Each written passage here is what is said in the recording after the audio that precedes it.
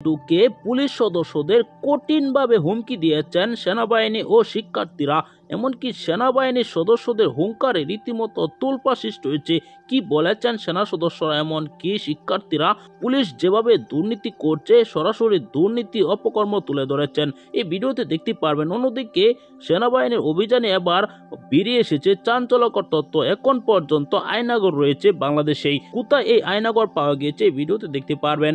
না টেনে একদম শেষ পর্যন্ত দেওয়া হয়েছে ম্যাজিস্ট্রেসি পাওয়ার। তারা কিন্তু এই পাওয়ার পাওয়ার পর সকলকে গ্রেফতার করতে পারবে, এমনকি তারা বিচার করতে পারবে। বিচারিক ক্ষমতা এখন পর্যন্ত তাদের আছে। সেজন্যই রীতিমতো সেনাবাহিনীর ক্ষমতাই এবার পুলিশ কিছুভাবেই পাত্তা পাচ্ছে না, কেননা সেনাবাহিনী এখন দাপিয়ে বেড়াচ্ছে সারা বাংলাদেশ। তারা বিচার করছেন, অভিযান করছেন, ডাকাতদের ধরে ধরে তারা মারছেন। এরকম কিন্তু আমরা অনেক জায়গায় দেখতে পাচ্ছি। এমনকি পুলিশও রেহাই পাচ্ছে না এই অভিযানে। এবার সেনাবাহিনী ও শিক্ষার্থীদের সরাসরি অভিযানে ধরা খেয়েছেন কয়েকজন পুলিশ সদস্য।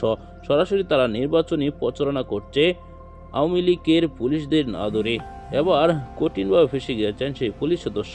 অন্যদিকে আপনারা দেখেছেন কিভাবে ডিবি অফিসে অভিযান চালিয়ে আয়নাঘরের খোঁজ পেল সেনাবাহিনীর সদস্যরা। এই ঘটনা কিন্তু অবাক করেছে পুরো জাতিকে, কেননা এখন পর্যন্ত নাকি আয়নাঘর রয়েছে বাংলাদেশে। সেই আয়নাঘরে এখন পর্যন্ত কোনো মানুষ আছে কিনা সেটি সন্দেহে তারা আয়নাঘরে তদন্ত করেছেন। এই ভিডিওতে আপনারা দেখেছেন।